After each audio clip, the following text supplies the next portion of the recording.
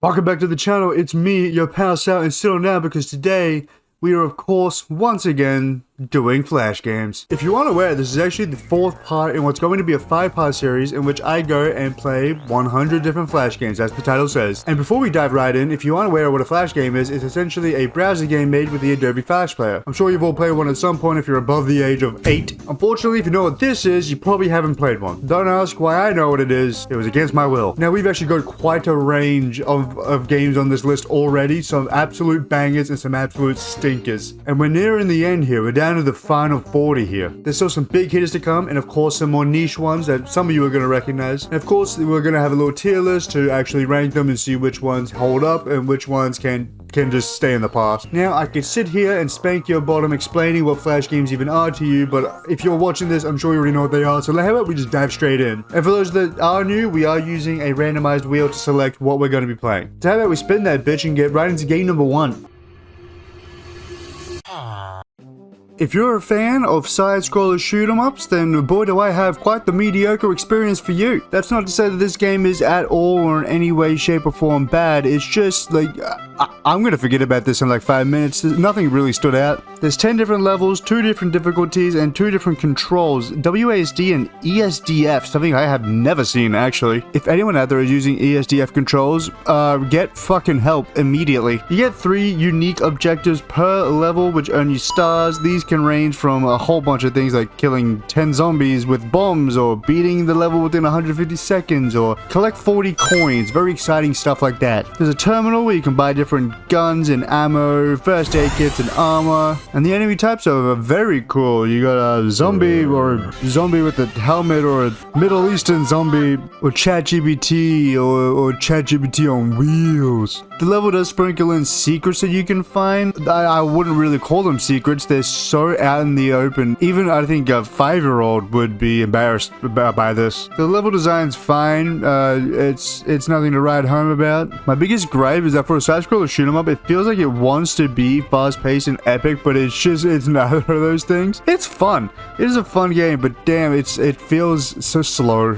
We've had some absolute fucking banger side-scroller shoot-'ems already, and this one is just unfortunately not living up to my expectations. So this is gonna get a B- for me. It's still good, but it's just not quite to the standards I want it to be. Side-scroller shoot-'em-ups are one of the more common genres that we get in this series. I think they definitely popped off around that early 2010s era, mostly because they are pretty easy to make. And once again, it's a zombie game. There's so many zombie games. I feel like Flash game was just dominated by zombies. I've talked about this so many times, but it bewilders me how many zombie games there fucking are. Especially because it felt like not long ago I was like nostalgic for it. I was like, oh, I miss zombie games, man. No, not anymore. I'm good. I'll just stick to Resident Evil, thanks. Enough yapping.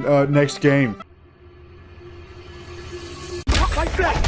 And despite being the letter that strikes fear into the hearts of all white people, is actually one of the original Flash games released in 2004. It's honestly just a simple platformer puzzle game. I don't know about puzzle, but you know, I guess you could consider it a puzzle. Your entire objective is just to go to this thingamabob that opens the door, then run back to the door and escape while trying not to die to spikes or homing missiles and other crap. Yes, it may be something we've seen like 1,000 times, but again, this is one of the original Flash games, so it deserves its roses. The movement is super floaty. I'm not really a fan of this feeling. It's floaty to the point of like it's uncomfortable to control. But other than that, that's really my only complaint. Congregate can go fuck itself. I had to keep reloading the entire thing after every episode because it just kept freezing on me. Congregate used to be the GOAT, dude. I don't know what happened to it.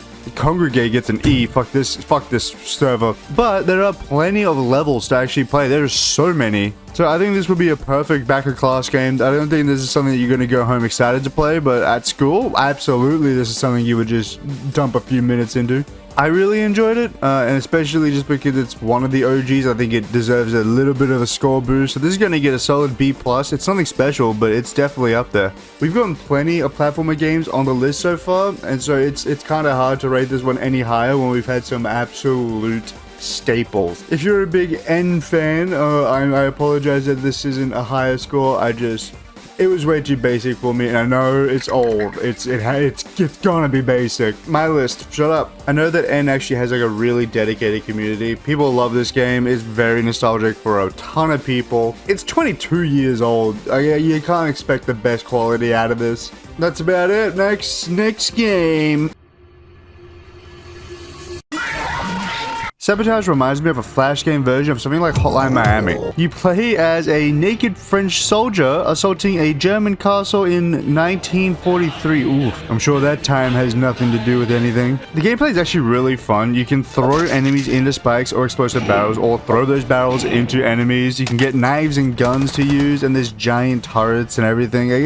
It's a really fun game. I think the goofiness of it definitely elevates it. I love that you're just a naked Frenchman. Don't love that you're French, but the naked part's funny. Baguette flying in the wind. The game's actually not that difficult. Obviously, it slowly amps up in difficulty as you go, but it never there's never a huge jump in difficulty that feels unfair. So it's a nice change of pace from a lot of these Flash games that they go from baby mode to Dark Souls real quick. I'd recommend going into your browser and playing this right now. It's actually really good. I can't believe I'm going to say this, but Hotline Miami without furries gets an easy S-. This is a great game. I had a fantastic time with it. If you want to cosplay your creepy uncle infiltrating a castle of Nazis, go for it. This is a great game. That's pretty much it. Go play it.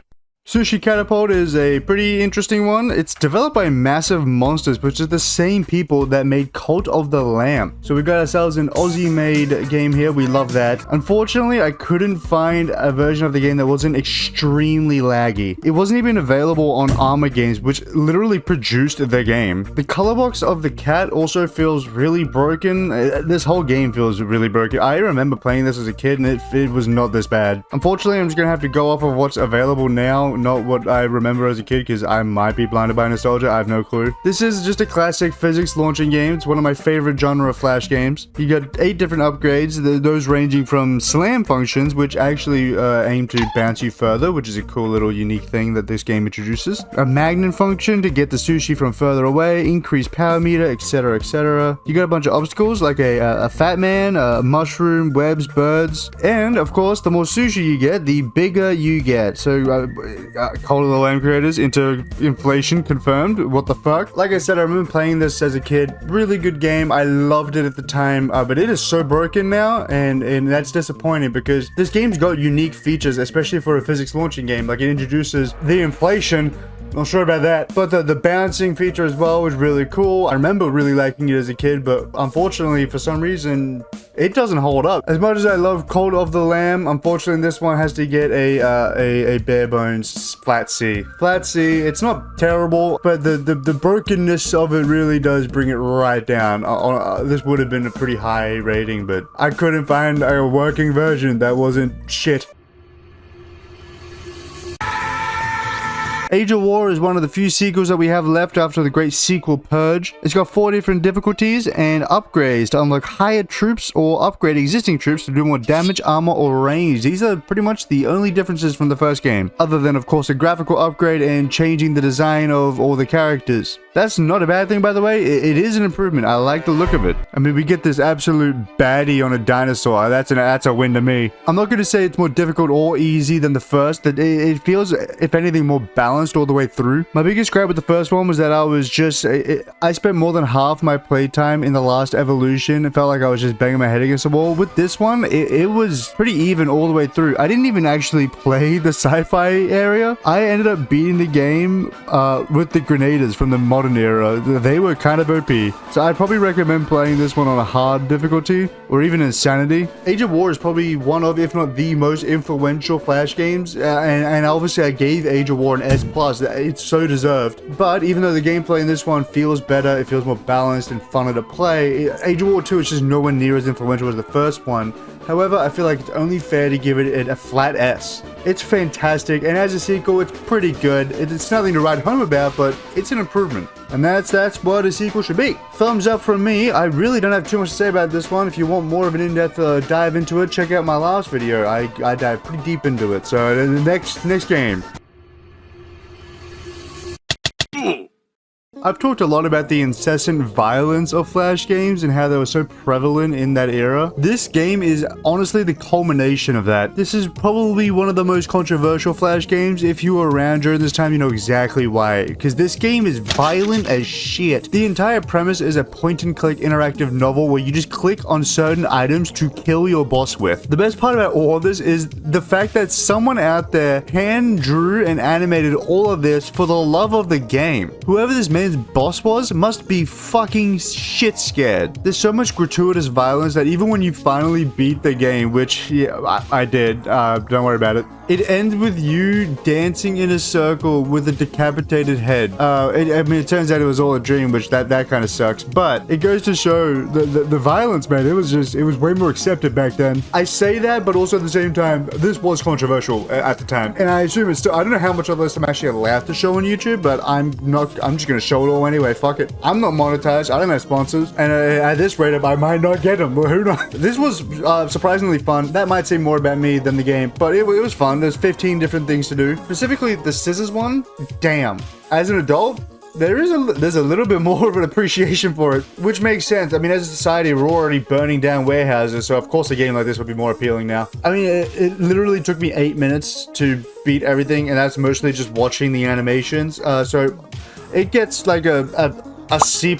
It's nice to see like the amateur crude drawings. It's charming. There were more of these that came out. I'm not gonna play any of them. I do remember one with the water jug where you fill them up. There's a lot of inflation in Flash games, actually. That makes me feel weird. Next game. Shore Life is a side-scroller platformer. It feels like a weird mix of Motor X3M and Happy Wheels, but without the wheels. It's got the controlled jank to like really fuck you up, and a lot of gore, something that we've probably come to expect from Flash games at this point. I mean, you get absolutely mutilated, and just like in Happy Wheels, you can still crawl your way to the finish line. Mutilation is not going to stop you. The entire objective is just to get this absolutely cracked out Keanu Reeves from one point to the other without, you know, dying. And there are a bunch of obstacles to get past, like spikes and cannons and harpoons and whatnot. It really does feel like Happy Wheels without the wheels, so I mean, it's fine, I guess. Unfortunately, it's nowhere near as fun as Happy Wheels. It does have a certain level of charm to it, but like, there's 16 levels, and I cannot make myself play all of it. It sucks.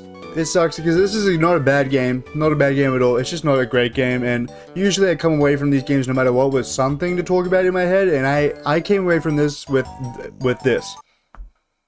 Did you hear that? Exactly. I have no opinion. It is literally the flattest sea of all time. It exists, and that's okay. If you like this game, fair enough. I'm sure you love vanilla and Sabrina Carpenter. Not that either of those things are bad. I like a little bit of vanilla ice cream and a little bit of Sabrina Carpenter sometimes. There's nothing wrong with that.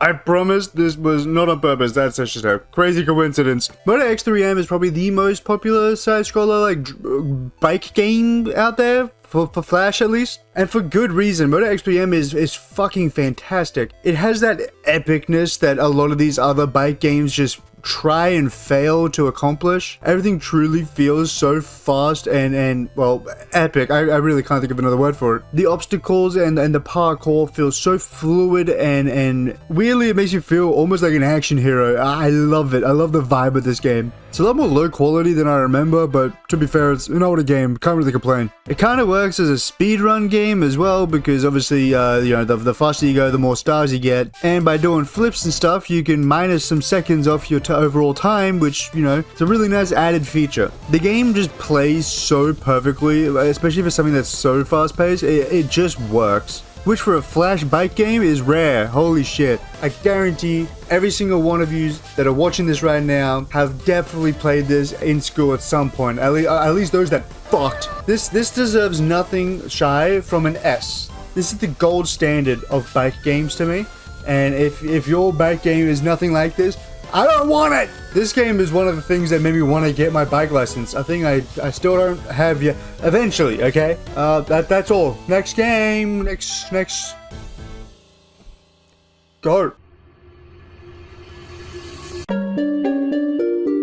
Plants vs. Zombies needs no introduction, and if it does, how's your first day on Earth? The entire concept is you unlock new plants as you go, and you place them down to kill the zombies so that they don't get to your house. Makes sense to me. There's a huge variety of plant types, ranging from pea shooters to sunflowers, walnuts, cherry bombs, potato mites, snow peas, trumpets, repeaters, and even more. The zombie types are just as fleshed out.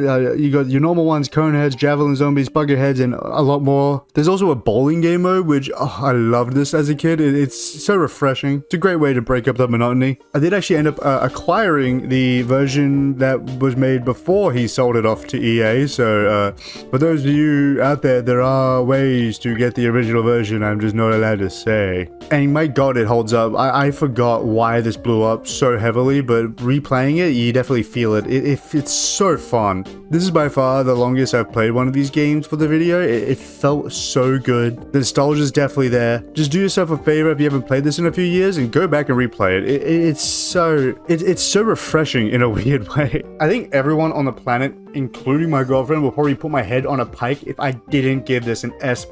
This is a powerhouse, not only of Flash, but of gaming in general. I think it changed the trajectory of a lot of things, and obviously when it was sold off to EA, that was a tragic moment in history for everyone, honestly, in the gaming community. It hasn't really been the same since. I honestly haven't played any other Plants vs. Zombie games, because as soon as EA got it, nope, I'm good. I've heard good things about Warfare, but I don't trust it. Don't trust it. So yeah, S+. I think everyone saw that coming. Alright, next game. Wow. The game does have 3 difficulties, and they all give you different starting budgets. The entire premise of the game is just to hire people, from workers to supervisors, IT guys, janitors, and researchers, and essentially you're just going to be building offices, toilets, elevators, and a bunch of other crap as well. You can research stuff to build, cooler stuff. Hell yeah, make more money. That's basically the entire premise of this game. Capitalism. It's literally just like a tycoon game. It's fine, I guess. I really wish there was a way to skip the night period where you're literally not making any money and it's just janitors cleaning, because holy shit is this part so boring. And the times 6 doesn't help because it lags so hard, because it's a Flash game, that it's not going 6 times the speed, and it takes forever. The game was mediocre at best. I like these types of games. I love them, in fact, and this one just did not hold up to what I wanted. We're getting a lot of mediocre games alongside some of the best games of Flash in this video, which is, it's a weird dichotomy. Ignore her, she's packing up because we're moving, and like a good boyfriend, I'm not helping. I'm joking, I'll help her later, I promise. But yeah, this game's extremely mediocre at best. Unfortunately, I was the most frustrated, but what are you looking at? Unfortunately, I was the most frustrated with this one out of all the other games, so it's gonna have to get a C-. Unfortunately, that's all I got to say about it. Next game.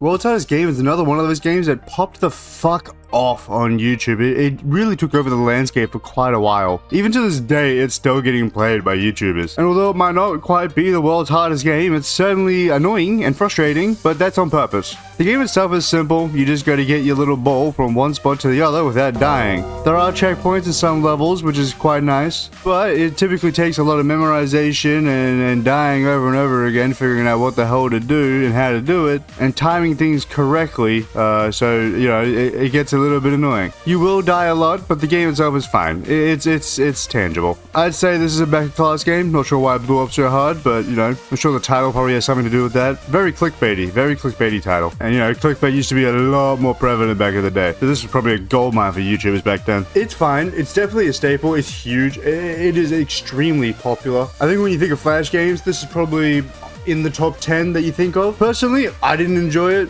Who would have guessed? It is a game. And I can see people enjoying it just for the challenge of it, but I can't see this being anyone's favorite Flash game. And if it is, I'm sorry, but my bad. But it's good. And for how iconic it is, it has to at least get a flat B. That's about it. The next game.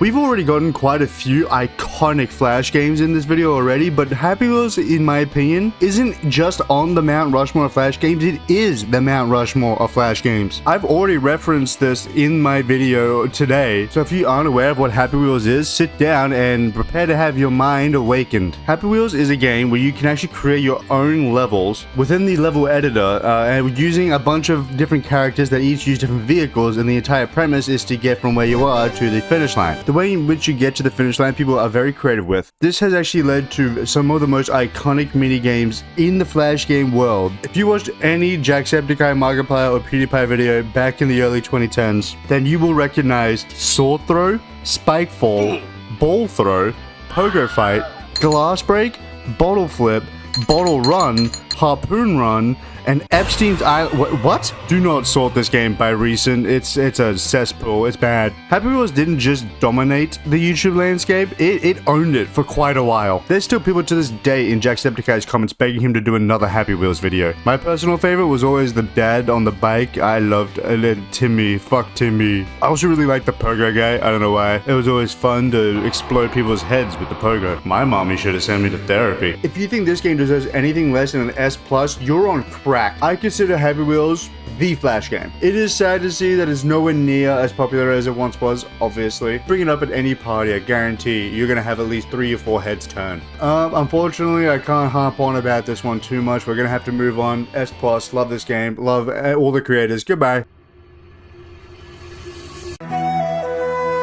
This is going to be a quick one because I literally only got 4 minutes of gameplay out of this. That's not because I gave up, that's because I finished everything I could do. The entire premise is that you have a handful of weapons to choose from, you select the weapon, and just like the game says, you load it up and then you use it to kill a prisoner. This is again falling into that mindless, violent camp, although unlike something like Wag Your Boss, it misses that charm that makes it entertaining. There's really not much variety in how you do things. The loading up of weapons just feels janky and pointless. I don't know why I have to put ammo in my gun beforehand. It can be really annoying to find exactly where you're meant to click to, you know, open up the gun or something, especially when you're not American. I don't know this shit. I do not know how to open up a grenade launcher. I'm sorry. Unfortunately, this was just a very boring experience with a very useless and frustrating mechanic. This is exactly how you don't do mindless violence. This unfortunately has to get a D, a flat D. It kinda stinky, kinda stinky. Look, I really have nothing to say about this. I mean, I played it for 4 minutes and I'm done. So I guess,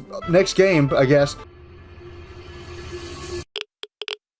Pandemic 2 is essentially the original version and the catalyst for what would become Plague Inc. You know, that insanely popular mobile game that definitely every single person watching this has played at some point because it's so fucking addictive. Yeah, this is the Flash game version of that. And I mean, it's literally pretty much the exact same. You've got your 2 different modes, realistic and relaxed, and then you got different disease classes like virus, bacteria, and parasite, and you can name your disease. So if you wanted a game that's going to let you fantasize about being Umbrella Corp's favorite little boy and unleashing your horrific diseases onto the world, then this is the perfect game. It's literally just a free version of Plague Inc. So there's no reason not to play this. Obviously, it doesn't play as well as Plague Inc. Plague Inc. is a lot more polished, and there are more options in Plague Inc. compared to this, but it's free. You really cannot complain. This also came out 4 years before Plague Inc. There's honest to God not too much I could talk about with this one because it's exactly like Plague Inc. This deserves no less than a flat A. It is amazing. It feels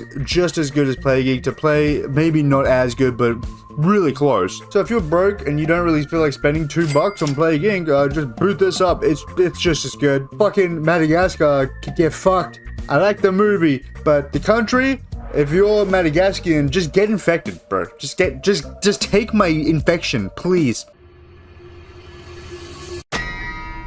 Hey Armageddon is made by Adult Swim, which was kind of surprising. The entire premise is that you can choose between your soldiers, which are just office workers, and it's essentially just a grid-based strategy game. You're trying to take over 5 of these stalls before the enemy can. There's power-ups that you can get that'll like either put you at any tile you want, or you can clone yourself, or you can attack other office workers. But other than that, the game is so simple. It's literally just get 5 cubicles before they can. You can play it on your own or with a friend, so it's got that going for it. But I gotta be honest, the concept is fine, but it's executed so poorly. I was bored the whole time playing this, and I know I sound like a negative Nancy, but damn, it was boring. This is gonna be another quick one. I'm sorry, it is a stinker. It's a stinker. Adult Swim really drowned with this idea. I think there's a reason why I can only play this on the Newgrounds player, because no one wants to play this. No other of these like browser game sites have this. No one wants it. it. And unfortunately, neither do I. I can see this being something you pick up with your boys in class if you're like desperate for something new, because you can't play together. That's fine. But there's so many better options out there for that. So this is gonna have to get a D+.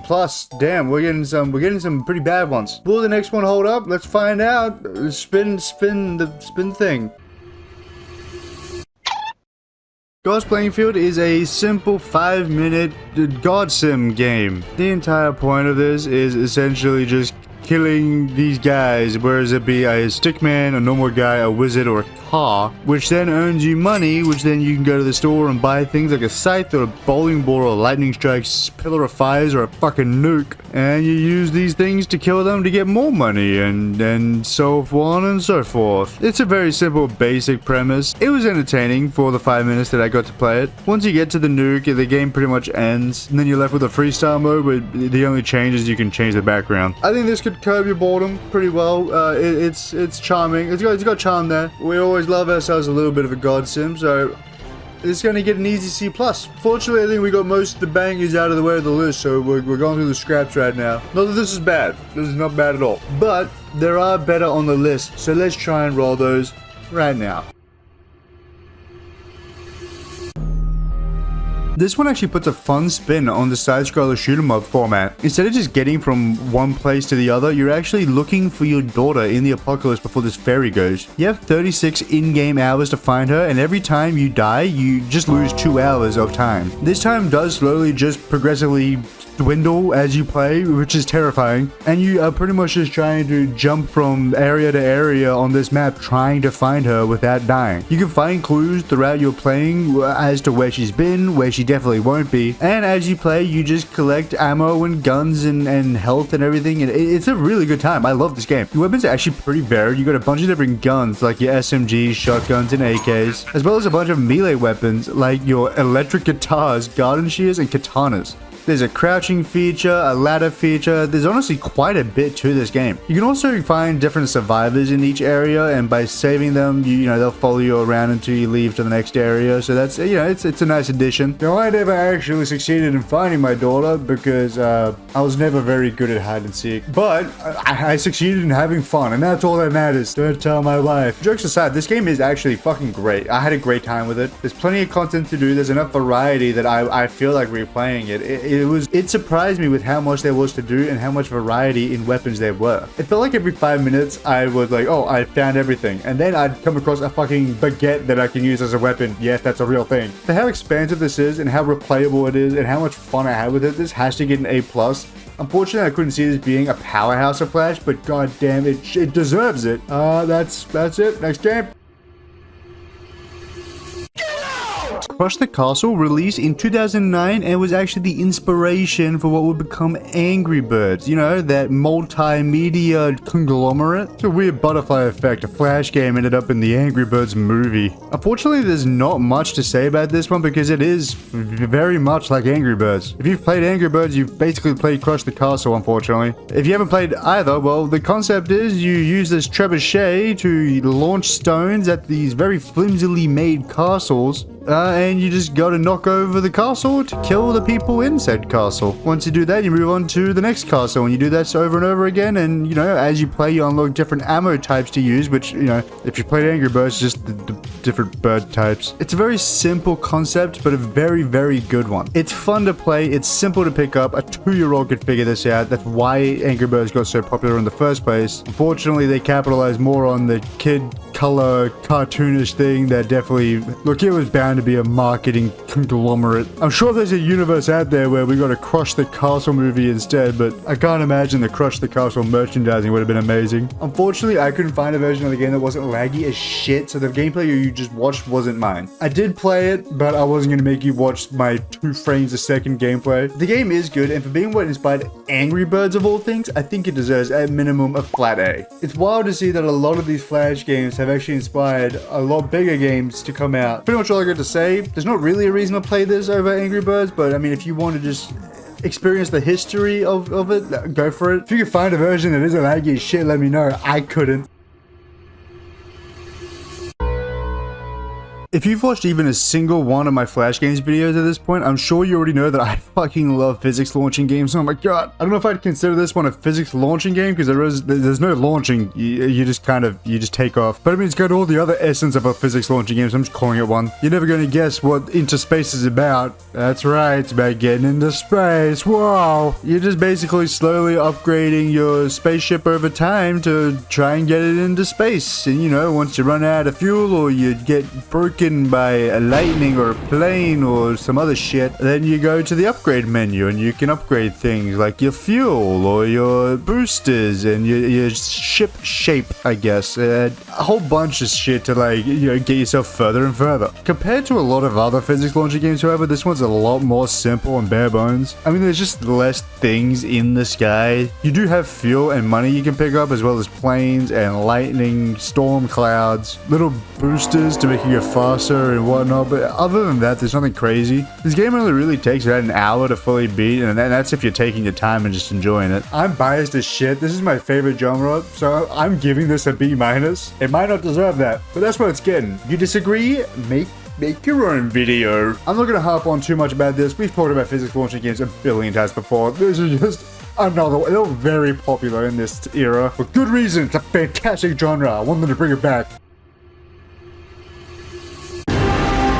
Clicker Heroes was one of the original idle tapping games. It spawned Tap Titan like 2 months after this game came out, so it's totally not a coincidence. Unfortunately, Tap Titan 2 is one of my favorite idle clicker games, as well as OG Adventure Capitalist before it became just whatever the fuck it is now. It's horrible. I hate this game. Tap Titan 2 is still the GOAT. Clicker Heroes, for what it is still fantastic. I remember playing this a lot as a kid. I actually ended up playing this on Steam because, yes, it is on Steam for free. I consider Clicker Heroes one of the more influential idle clicking games. It definitely helped popularize the genre around that time period, helping blossom it into whatever it is now. It's a genre that's still not as popular as it once was, but it's still definitely got a market. The game's simple. You go stage by stage. There's 10 levels in each stage, and every 5 stages is a boss fight. You've got your click damage, hero damage, and your abilities, such as Click Storm, which is OP as shit. The abilities do have big cooldowns, which makes sense. They are OP. A whole slew of achievements, which love this, and a stats board to see, your stats. This game is addictive as shit. I played this for way longer than I thought I did. I love it. I'm going to be playing this after this video. For being yet another Flash game that spawned some pretty good copies, I don't see any reason for this to not get an A+. It's so well made. Look, fantastic games are fantastic games. It may not be Tap Titan, but god damn it, without this, there wouldn't be a Tap Titan. This may also deserve the S rank, but unfortunately it's just not that much of a powerhouse, so it is just going to have to stick with an A+. And unfortunately that's going to have to do it for the video. That's all the games for the video. The final part will come out in a few videos time. I like to, you know, put some stuff in between, so it's not the same shit every time. Maybe subscribe if you've gotten this far. Might as well. You like the video and you clearly like the series, so subscribe. Maybe you'll get notified. Also, I wanted to be a bit experimental and start sprinkling in some videos about some old school like shows and kids animations and stuff like that. Maybe some really bad movies as well, stuff like that. I'm never going to pivot away from games. Games are my entire thing. I'm always going to do games. I'm always going to cover games, but I would like to throw in some other stuff every now and again. So look out for that. That will be coming up pretty soon. We moved houses and I got my cool stuff here. You like that? It's pretty cool. Give me a couple months. It'll build. It'll be bigger. I'm going to start. You're going to see that collection grow with this channel, hopefully. Bye.